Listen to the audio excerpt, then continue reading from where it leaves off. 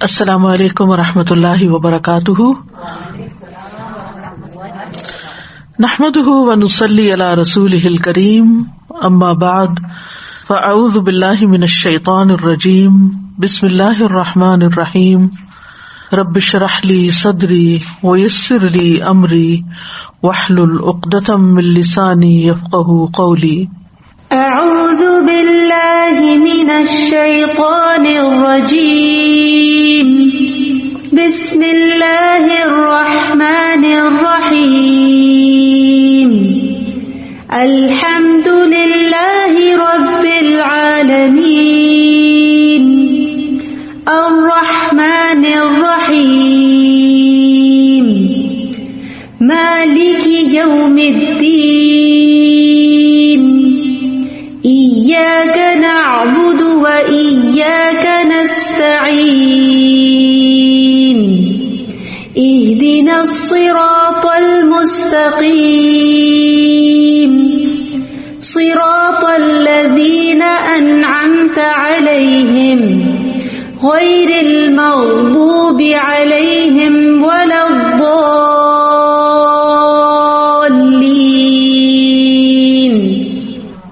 الحمدللہ. آج کی ہماری گفتگو کا موضوع ہے کن مبارکن، مبارک بنیے. اللہ سبحانہ وتعالی ہماری اس مجلس میں بھی برکت ڈالے، ہم سب کو برکتیں عطا کرے اور ہم دوسروں کے لیے خیر و بھلائی کا موجب بنے. حقیقت یہ ہے کہ ہم میں سے ہر شخص یہ شوق رکھتا ہے، یہ امید رکھتا ہے، یہ تمنا رکھتا ہے کہ ہم مبارک بنے، ہم میں برکتیں ہوں، ہمارے گھر والوں میں برکتیں ہوں، ہماری رزق روزی میں برکت ہو، ہماری اولاد میں برکت ہو، ہمارے کام میں برکت ہو. لیکن یہ کس طرح ممکن ہے؟ یہ کیسے ہو سکتا ہے؟ اس کے لیے کیا کیا جائے کہ ہم جہاں کہیں بھی ہوں بابرکت ہوں؟ جیسا کہ اللہ سبحانہ وتعالی نے سورۃ مریم میں مسیح علیہ السلام کے بارے میں کہا، قال انی عبد اللہ آتانی الکتاب وجعلنی نبیا وجعلنی مبارکا اینما کنت واوصانی بالصلاة والزکاة ما دمت حیا. اس نے کہا بے شک میں اللہ کا بندہ ہوں، اس نے مجھے کتاب دی اور مجھے نبی بنایا اور مجھے بابرکت بنایا جہاں بھی میں ہوں، جہاں بھی ہوں، گھر میں ہوں، گھر کے باہر ہوں، بابرکت ہوں. اور مجھے نماز اور زکوٰۃ کی وصیت کی جب تک میں زندہ رہوں. تو اللہ تعالیٰ ہمیں بھی جہاں بھی ہم ہوں ہمیں بابرکت بنا دے. ہمیں کوشش کرنی چاہیے کہ ہماری ذات، ہماری اپنی ذات کے لیے بابرکت ہو، ہم خود اپنے لیے بابرکت ہو، برکتیں سمیٹنے والے ہوں، اپنے اہل و عیال کے لیے بابرکت بن جائیں، اپنے بہن بھائیوں کے لیے بابرکت بن جائیں، اپنے پڑوسیوں کے لیے اور اپنے دوستوں کے لیے برکت والے بن جائیں، اپنی اولاد کے لیے، اپنے گھر والوں کے لیے بابرکت بن جائیں، تمام مسلمانوں کے لیے بابرکت بن جائیں، اور ہم جہاں بھی جائیں بابرکت ہی ہوں. جس جگہ ٹھہریں، جس جگہ رہائش اختیار کریں، ہم سب لوگوں کے لیے خیر اور بھلائی کا باعث ہوں. اور اس کے لیے ہم اپنے آپ سے سوال کریں کہ ہم جہاں بھی گئے لوگوں نے ہم سے کیا فائدہ اٹھایا، ہم نے دوسروں کو کتنا فائدہ پہنچایا، کیا ہم نے کسی ضرورت مند کی ضرورت کو پورا کیا، کیا ہم نے کسی دکھی کا دکھ بانٹا، کیا ہم نے کسی کو صلہ رحمی پر ابھارا، کیا ہم نے کسی نوجوان کو والدین کی فرما برداری اور اطاعت پر قائل کیا، ہماری ذات سے کسی کو کیا فائدہ پہنچا. اگر تو فائدہ پہنچا تو سمجھے آپ مبارک ہیں، آپ کے ذریعے دوسروں تک خیر پہنچی. اور اگر آپ کے ذریعے وہاں شر پھیلا، فتنہ پھیلا، لوگوں کو تکلیف پہنچی، لوگوں کی زندگیوں میں مشکلات آئی، مصیبتیں آئیں، تو گویا آپ مبارک نہیں، آپ نحوست کا باعث ہیں. ہر شخص جب وہ کسی سے ملتا ہے یا کسی مجلس میں جاتا ہے تو وہاں سے یا خیر سمیٹ کے آتا ہے یا پھر اپنی ہی وجہ سے اپنے لیے نحوست کا باعث بنتا ہے۔ ابو موسیٰ اشعری سے روایت ہے، انہوں نے کہا کہ رسول اللہ صلی اللہ علیہ وسلم نے فرمایا، نیک ساتھی اور برے ساتھی کی مثال کستوری والے اور لوہار کی بھٹی کی سی ہے۔ کستوری والے یعنی خوشبو والے کی طرف سے تجھے کوئی چیز معدوم نہ ہوگی، نہیں کمی نہ ہوگی، یا تو اس سے کستوری خریدے گا یا اس کی خوشبو ہی پالے گا۔ اس کے برعکس لوہار کی بھٹی تیرا بدن یا تیرا کپڑا جلا دے گی، یا اس سے تو بدبودار ہو کر آئے گا، یعنی اس کا دھواں تجھے پہنچے گا۔ تو جہاں تک خوشبو لینے والے کا تعلق ہے یا جس سے خوشبو ملی آپ کو، تو وہ بابرکت ہے، مبارک ہے، اور جو بھٹی پھونکنے والا ہے تو وہ نحوست والا ہے، یعنی اس سے لوگوں کو دھواں ہی پہنچتا ہے اور اس سے لوگوں کو تکلیف ہی پہنچتی ہے۔ تو ہمیں یہ دیکھنا چاہیے کہ ہم بھٹی جھونکنے والے ہیں، فتنے کی آگ بھڑکانے والے ہیں، لوگوں کو بدمزہ کرنے والے ہیں، لوگوں کو ہرٹ کرنے والے ہیں، یا انہیں کوئی خیر پہنچانے والے ہیں۔ کیونکہ بعض اوقات ہم اپنی باتوں کے ذریعے، ہم اپنے ایکشنز کے ذریعے، ہم اپنے جیسچرز کے ذریعے، ہم اپنی باڈی لینگویج کے ذریعے دوسروں کو تکلیف دے رہے ہوتے ہیں، کبھی ٹانٹ کر کے، کبھی مذاق اڑا کے، کبھی تانا دے کے، کبھی باتیں سنا کے، کبھی کسی طرح، کبھی چلا کے، شاؤٹ کر کے ہم دوسروں کے ساتھ کیا معاملہ کرتے ہیں۔ جس محفل میں ہم ہوتے ہیں وہاں خوشبو پھیلتی ہے یا وہاں ہماری وجہ سے کوئی فتنہ پھیلتا ہے۔ تو اس لیے بہت ضروری ہے کہ ہم جانیں کہ ہم بابرکت کیسے بن سکتے ہیں۔ اس سے پہلے کہ ہم آگے بڑھیں، ہمیں برکت کا معنی اور مفہوم بھی اچھی طرح سمجھ لینا چاہیے۔ برکت کا لفظ با را کاف سے ہے۔ برک البعیر کا معنی ہے اونٹ اپنے گھٹنے رکھ کر بیٹھ گیا، یعنی گھٹنے ٹکا کے بیٹھ گیا۔ اور عربوں کے ہاں جس گھر میں اونٹ ہوتا تھا یا اونٹنی ہوتی تھی وہاں خیر و بھلائی ہوتی تھی، ان کی زندگی آسان ہو جاتی تھی۔ تو برکت کا معنی ہوتا ہے کسی چیز میں خیر الہی کا ظاہر ہونا، کسی چیز کے اندر خیر ظاہر ہونا۔ اور مبارک وہ چیز ہوتی ہے جس میں خیر و برکت پائی جاتی ہے، جس کے اندر خیر ہوتی ہے۔ مبارک کیا چیز ہے؟ جس کے اندر خیر ہوتی ہے۔ اور برکت کا لفظی معنی ہوتا ہے بڑھنا اور زیادہ ہونا، بھلائی کا ثابت ہونا اور ہمیشہ قائم رہنا۔ یعنی یہ نہیں کہ ٹیمپرریلی وقتی طور پر کسی کے ساتھ مسکرا کے ملے اور اوپر سے کچھ خوش آمد کر دی اور ہم سمجھے کہ ہم بابرکت ہو گئے، نہیں، یہ اندر سے پھوٹتی ہے، اس کی جڑیں اندر ہوتی ہیں، دل کے اندر ہوتی ہیں، گہرائی میں ہوتی ہیں۔ جب آپ کے دل کے اندر دوسروں کے لیے، تمام انسانوں کے لیے خیر و بھلائی ہوتی ہے تو پھر آپ کی وہ سیکنڈ نیچر بن جاتی ہے۔ آپ جس سے بھی ملتے ہیں، جس کے ساتھ بھی معاملہ کرتے ہیں، چاہے وہ کسی شاپ میں ہو، چاہے وہ کسی اوبر میں جا رہے ہوں، ٹیکسی ڈرائیور ہو، کوئی بھی ہو، کوئی انسان جان پہچان کا یا نہیں جان پہچان کا۔ اور آپ نے دیکھا ہوگا کہ دونوں طرح کے لوگ ہوتے ہیں۔ کچھ لوگ ہوتے ہیں جس کے ساتھ معاملہ کرے اچھا ہی کرتے ہیں، اور کچھ لوگ ہوتے ہیں کہ جب وہ کسی کے ساتھ بھی معاملہ کرے تو لڑائی جھگڑے فتنے فساد کا ہی کرتے ہیں۔ کچھ سن کے آتے ہیں، کچھ سنا کے آتے ہیں، کچھ وہاں فساد پھیلا کے آتے ہیں، پھر وہاں سے نکل جاتے ہیں، پھر کہیں اور پہنچ جاتے ہیں، پھر وہاں فساد پھیلاتے ہیں، پھر کہیں اور، یعنی جہاں جاتے ہیں فساد ساتھ لے کے جاتے ہیں۔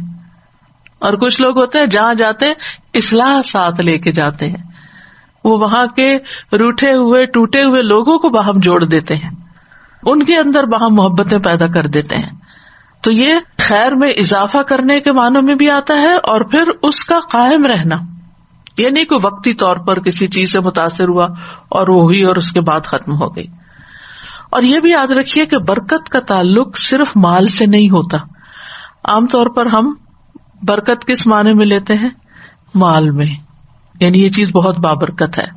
برکت وقت میں بھی ہوتی ہے، عمر میں ہوتی ہے، اولاد میں بھی برکت ہوتی ہے، ازواج میں بھی ہوتی ہے، بیوی یا شوہر ایک دوسرے کے لیے بابرکت ہوتے ہیں۔ اور پھر جسم کے اندر کیا ہوتی ہے کہ اللہ تعالیٰ جسم کو صحت مند اور عافیت کے ساتھ رکھے۔ اولاد کی برکت کیا ہے کہ اولاد کو اللہ تعالیٰ نیک بنائے۔ بیوی کی یا شوہر کی برکت کیا ہے کہ ان سے ہماری آنکھیں ٹھنڈی ہوں، ان سے ہمیں خوشی حاصل ہو، ان سے ہمیں سکون ملے۔ اپنی ذات کے اندر برکت کیا ہے کہ ہمارے دلوں کے اندر ایک اطمینان ہو، ایک راحت ہو، ایک سکینت ہو۔ اللہ تعالیٰ کی طرف سے برکت یہ ہے کہ اللہ تعالیٰ ہماری بیزاری اور ہماری ٹینشن اور ہماری انگزائٹی کو ختم کر دے. اسی طرح جسم کو آفات اور تکلیفوں اور بیماریوں سے دور کر دے. یہ ساری کی ساری برکتیں ہی ہوتی ہیں. اور عمر کی برکت کیا ہے کہ انسان اپنی زندگی میں بہت سے نیکی کے کام کر جائے اور بہت لوگوں کو فائدہ پہنچا جائے. اور وقت کی برکت کیا ہے کہ انسان تھوڑے وقت میں بھی بہت سا خیر کا کام کر لے، بہت سی نیکی کے کام کر لے، اس کا وقت اور زندگی ضائع ہونے سے بچ جائے. پھر اسی طرح کچھ جگہ بابرکت ہوتی ہیں، جیسے بیت اللہ، حرم شریف، مدینہ، مسجد نبوی. ان اول بیت وضع للناس للذی ببکۃ مبارکا وہدی للعالمین، جیسا کہ سورۃ آل عمران میں آتا ہے، بے شک پہلا گھر جو لوگوں کے لیے مقرر کیا گیا یقیناً وہی ہے جو مکہ میں ہے، بہت بابرکت اور جہانوں کے لیے ہدایت. یعنی کتنی زیادہ مخلوق وہاں سے فائدہ اٹھاتی. کیا فائدہ ہوتا ہے؟ اب ذرا برکت کا معنی سمجھیے. وہاں جا کے آپ ایک نماز پڑھتے ہیں 1,00,000 نمازوں کا سب، یہ ہے برکت. اس کو کہتے ہیں برکت. نماز وہی ہے جو آپ اپنے گھر میں بھی پڑھتے ہیں، لیکن آپ نے وہاں جا کے پڑھی، وہ جگہ بابرکت ہے. آپ کی ایک نماز 1,00,000 کے برابر لکھی گئی. یہ ایسے ہی ہے کہ آپ کہیں بزنس کرتے ہیں تو آپ کو 1% پروفٹ ہوتا ہے، اور کہیں کرتے ہیں تو آپ کو 100,000% پروفٹ ہو جائے. تو وہ بزنس آپ کے لیے بہت بابرکت ہوا، جس میں آپ کا پروفٹ بڑھ گیا. اسی طرح مکہ کے علاوہ مدینہ کی بھی برکتیں ہیں. رسول اللہ صلی اللہ علیہ وسلم نے دعا کی تھی، اے اللہ، تیرے خلیل اور تیرے بندے اور تیرے نبی ابراہیم علیہ السلام نے تجھ سے اہل مکہ کے لیے دعا مانگی تھی، اور میں محمد جو کہ تیرا بندہ، تیرا نبی اور تیرا رسول ہے، میں تجھ سے اہل مدینہ کے لیے اسی طرح دعا مانگ رہا ہوں جیسی ابراہیم علیہ السلام نے اہل مکہ کے لیے مانگی. ہم تجھ سے مانگتے ہیں کہ تو انکسا یعنی پیمانے، مد یہ بھی پیمانہ ہے، اور پھلوں میں برکت عطا فرما. اے اللہ، ہماری نظروں میں مدینہ کو بھی اسی طرح محبوب بنا دے جیسے مکہ مکرمہ کی محبت ہمیں عطا فرمائی، اور یہاں کی وباؤں کو خم کی طرف منتقل کر دے. اے اللہ، میں مدینہ کے دونوں کناروں کے درمیان کی جگہ کو حرم قرار دیتا ہوں، جیسے تو نے ابراہیم علیہ السلام کی زبانی مکہ مکرمہ کو حرم قرار دیا. تو حرم سارے کا سارا مکہ کا ہو یا مدینہ کو ہو، یہ دونوں ہی بابرکت جگہ ہیں، کیونکہ حرم میں پڑھی ہوئی نماز بعض علماء کے نزدیک صرف مسجد حرام کے اندر نہیں، حرم میں جس جگہ بھی آپ نماز پڑھیں گے آپ کو 1,00,000 نمازوں کا ثواب ملے گا. ہاں، مسجد میں آپ پڑھتے ہیں تو مسجد کی نماز 27 گنا زیادہ ہے، لہٰذا وہ 27 لاکھ بن جائے گا، یعنی اور زیادہ فائدہ ہوگا. لیکن اگر آپ مسجد کے باہر پڑھتے ہیں تب بھی نمازوں کا اجر و ثواب زیادہ ہے. اسی طرح وہاں کے صدقہ خیرات کا ثواب، وہاں کے ذکر اذکار کا، طواف، نیکیوں کا موقع، یہ آپ کو دنیا میں اور کس جگہ مل سکتا ہے؟ کسی اور جگہ یہ برکتیں نہیں ہیں. پھر اسی طرح لاکھوں لوگ ہوتے ہیں لیکن کھانے پینے کی کوئی چیز کم نہیں پڑتی، شارٹیج نہیں ہوتی، ہر چیز ہر ایک کو میسر آ جاتی ہے. پھر اسی طرح موسیٰ علیہ السلام کی طرف جس جگہ پر وحی کی گئی تھی اس کو بھی اللہ تعالیٰ نے بابرکت قرار دیا. سورۃ القصص میں آتا ہے، فی البقعۃ المبارکۃ من الشجرہ، کہ اس بابرکت قطعے میں ایک درخت سے آواز دی گئی. یعنی وہ بابرکت علاقہ تھا جہاں ایک درخت تھا، اس درخت سے آواز دی گئی. پھر اسی طرح اللہ تعالیٰ نے زیتون کے درخت کو مبارک درخت کا نام دیا ہے. سورۃ النور میں آتا ہے، یوقد من شجرۃ مبارکۃ زیتونۃ لا شرقیۃ ولا غربیہ، وہ چراغ ایک مبارک درخت زیتون سے روشن کیا جاتا ہے جو نہ مشرقی ہے نہ مغربی. اور زیتون کے درخت کی برکت بھی آپ کو معلوم ہے کہ اس کی چھال، کھال، اس کا پھل، اس کی گٹلی، اس کے پتے، ہر چیز بے پناہ فائدے کی ہے، خیر ہی خیر پھوٹتی ہے اس کے اندر سے. اسی طرح آسمان سے نازل ہونے والی بارش کو بابرکت قرار دیا گیا. سورۃ قاف میں آتا ہے، وَنَزَّلْنَا مِنَ السَّمَاءِ مَاءً مُبَارَكًا، اور ہم نے آسمان سے ایک بہت بابرکت پانی اتارا. اب برکت کا معنی سمجھ رہے ہیں نا آپ، یعنی کہ زیتون کے درخت کی کیا کیا برکتیں ہیں، اب اس پانی کی کیا ہے. سبحان اللہ، جب یہ پانی مری ہوئی زمین کے اوپر پڑتا ہے تو زمین کس طرح ہری ہو جاتی، اس میں انسانوں کی خوراک اور اس میں جانوروں کی خوراک اور اس سے پوری فضا دھل جاتی ہے اور ہر چیز کے اندر ایک خوبصورتی آ جاتی ہے اور زمین اپنے خزانے اگلنے لگتی ہے.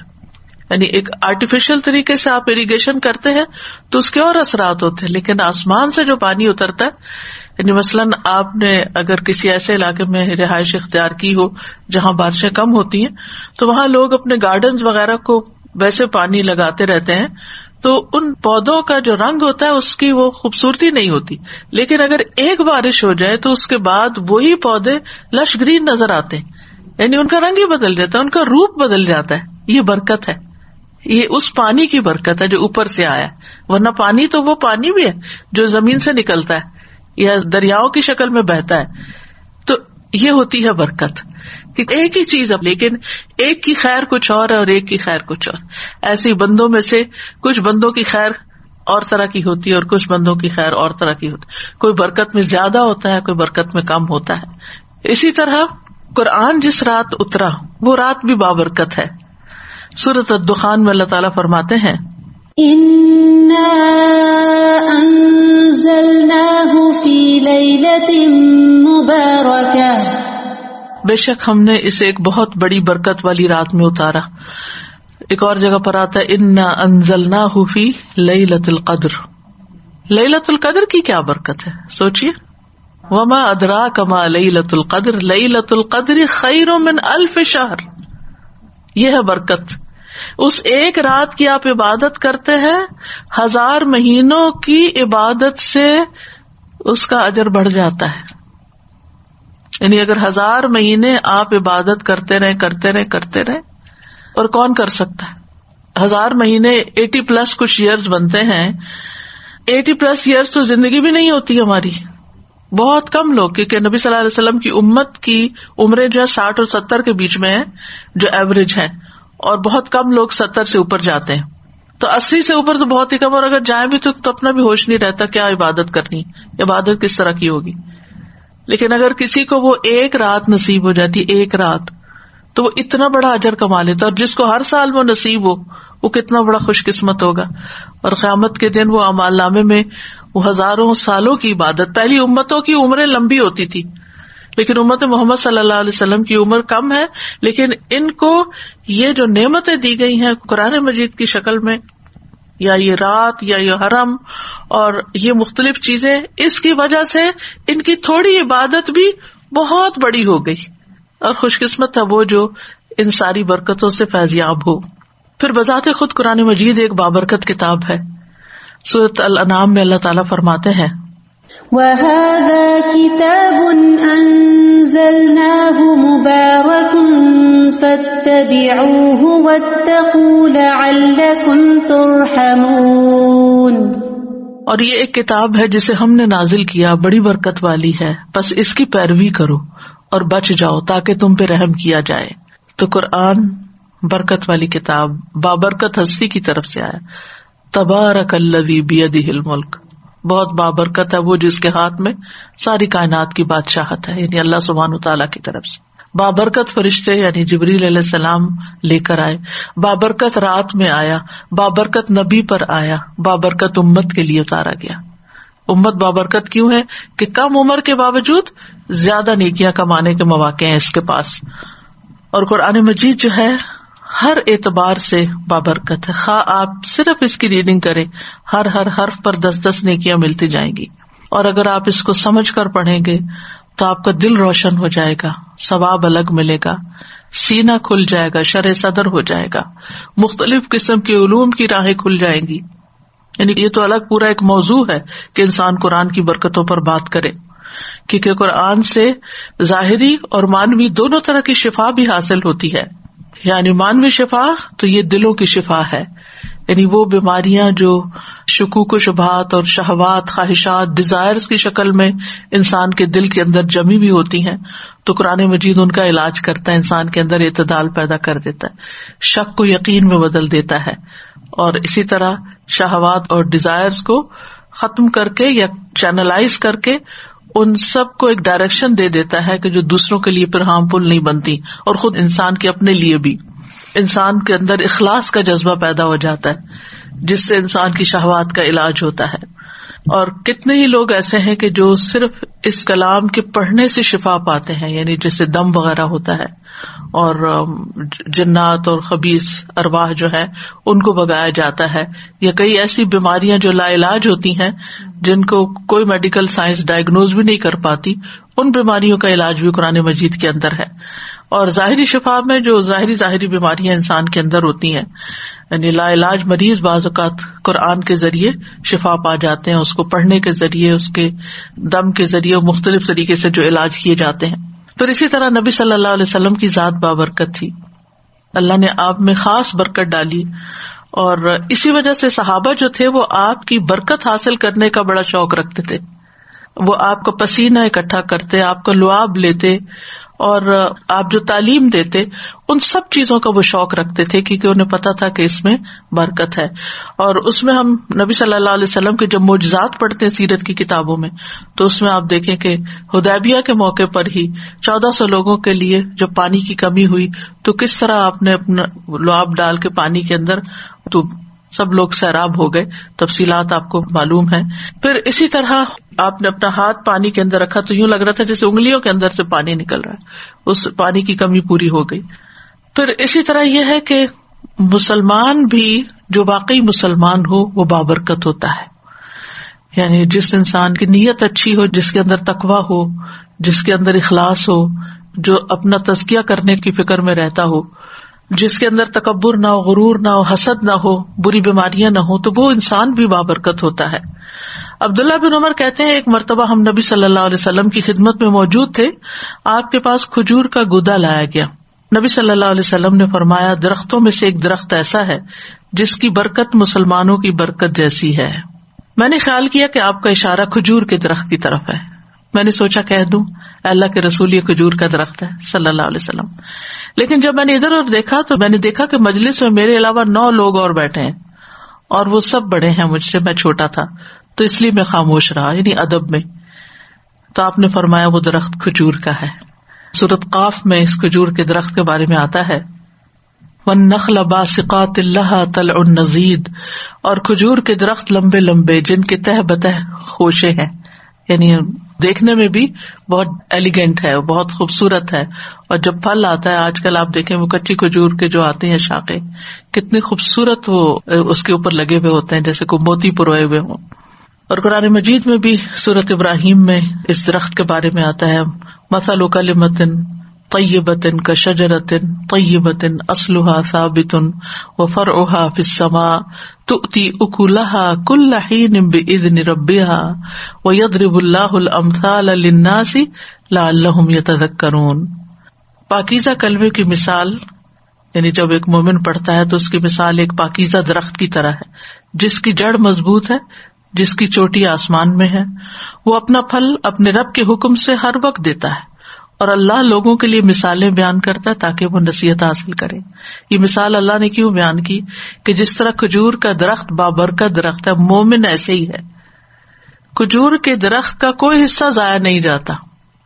کھجور کا درخت باقی درختوں کے مقابلے میں ہلکا ہوتا ہے، اس کا تنا زمین پہ بھاری نہیں ہوتا، یعنی کسی پہ بوجھ نہیں ہوتا. اسی طرح اس کی شاخیں جو ہے وہ بھی کام آتی ہیں. پھر اسی طرح اس کے پھل جو ہیں، اس کی جڑیں جو ہیں، ہر جز میں، حتیٰ کہ گٹلیاں، سب چیزوں کے اندر افادیت ہے. یعنی کھجور کے پھوٹنے سے لے کر خشک چواروں تک ہر شیپ میں، ہر سٹیج پر اس سے فائدہ اٹھایا جا سکتا ہے. یعنی باقی پھل ہے نا، تو آپ ان سے کب فائدہ اٹھا سکتے ہیں؟ جب وہ رائپ ہو جائیں. اگر وہ کچے کھائیں گے تو آپ کے پیٹ میں درد ہو جائے. کھجور کچی بھی کھائے تو فائدہ مند ہے. اور کھجور کی پوری شکل بننے سے پہلے اس کے اندر جو ایک پھول سمجھے آتا ہے تو وہ بھی اپنے اندر بہت سے فائدے رکھتا ہے. پھر اسی طرح گٹلیاں جیسے اونٹوں کو چارے کے طور پہ کھلائی جاتی ہیں، اور اجوا کی گٹلیاں جو ہیں اس میں تو علاج بتایا جاتا ہے دل کی تکلیفوں کا، جیسے نبی صلی اللہ علیہ وسلم نے خود ریکمینڈ کیا. تو پھر اسی طرح یہ ہے کہ کھجور جو ہے وہ ہمیشہ احسان کا معاملہ کرتی ہے. ایور گرین درخت ہے، اس کے پتے سال میں سوکھتے نہیں، گرتے نہیں ہیں. اور پھر یہ کہ وہ صرف دیتا ہی دیتا ہے، لیتا کچھ نہیں. بہت کم پانی لیتا ہے کھجور کا درخت، یعنی ایسے علاقوں میں بھی اگ جاتا ہے جو انتہائی گرم ہوتے ہیں اور اس میں بارش نہ ہونے کے برابر ہوتی ہے، اور پھر یہ کہ اتنا میٹھا پھل دیتا ہے اور پھر وہ پھل عرصے تک خراب بھی نہیں ہوتا، یعنی جب اس کو سکھا لیا جاتا ہے. تو اسی طرح جو ایک مومن ہوتا ہے، یعنی پرفیکٹ ایگزامپل ہے کھجور کے درخت کے ساتھ مبارک انسان کی. جو مبارک انسان ہوتا ہے، یعنی کن مبارکن کی جو بات ہو رہی ہے، جو مبارک انسان ہوتا ہے اس کی برکت ہر طرح کے حالات میں اور ہمیشہ رہتی ہے کہ وہ ہر طرح سے لوگوں کے لیے فائدہ مند ہوتا ہے. وہ اپنی زندگی کے ہر فیز میں، یعنی جوان ہے تب بھی اور بڑھاپے میں ہے تب بھی، اور حتیٰ کہ مر جاتا تب بھی اس کا فیض جاری رہتا ہے.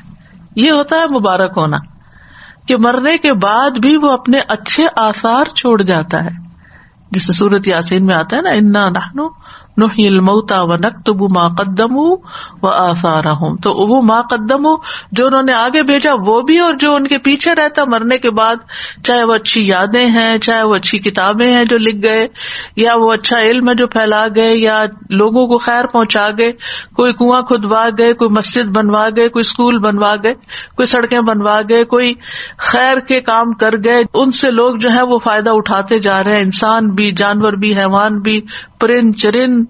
انہوں نے مال جمع کر کے گن گن کے اور سینت کے نہیں رکھا، بلکہ اس کو اپنی زندگی میں بھی خیر کے کاموں میں لگاتے رہے، اور مرنے کے بعد کے لیے بھی اپنے خیر کے کام ایسے چھوڑ گئے کہ ان کی ذات سے لوگوں کو فائدہ پہنچتا رہتا. اور پھر یہ کہ کھجور کا درخت صرف فائدہ دیتا ہے، اس میں کوئی چیز نقصان کی نہیں. تو اسی طرح مومن جو ہے وہ صرف فائدہ دیتا ہے، اس میں کوئی چیز خراب نہیں ہوتی، یعنی کہ نقصان دینے والی نہیں ہوتی. وہ دھوکہ نہیں دیتا، وہ آپ سے جھوٹ نہیں بولتا، وہ خیانت نہیں کرتا، وہ گالی گلوچ نہیں کرتا، وہ شاؤٹنگ نہیں کرتا، وہ ہارش لینگویج استعمال نہیں کرتا. وہ صرف احسان کا معاملہ کرتا ہے، خرابی کا معاملہ نہیں کرتا. لین دین میں کھرا ہوتا ہے، لپٹ کر لوگوں کے پیچھے پڑ کے سوال نہیں کرتا، عمدہ طریقہ اختیار کرتا ہے. اسی طرح تکلف نہیں کرتا، یعنی کہ وہ اپنے اوپر کوئی خول نہیں چڑھاتا، جو اندر سے ہوتا ہے وہی باہر سے ہوتا ہے. ڈبل سٹینڈرڈ نہیں ہوتے اس کے. لوگوں کی برائیوں سے، برے رویوں سے درگزر کر جاتا ہے، اگنور کر جاتا ہے. آپ دیکھیں بہت سی لڑائی جھگڑے فساد جو ہے نا وہ وہیں ختم ہو جائے اگر آپ اس کو اگنور کریں. ویسے کسی نے آپ کو سخت بات کہہ دی تو اگر آپ جواب نہ دیں تو بات آگے نہیں بڑھے گی، لیکن اگر آپ نے جواب دیا تو پھر تو شروع ہو جائے گا سلسلہ، پتہ نہیں وہ کہاں جا کے ختم ہوگا.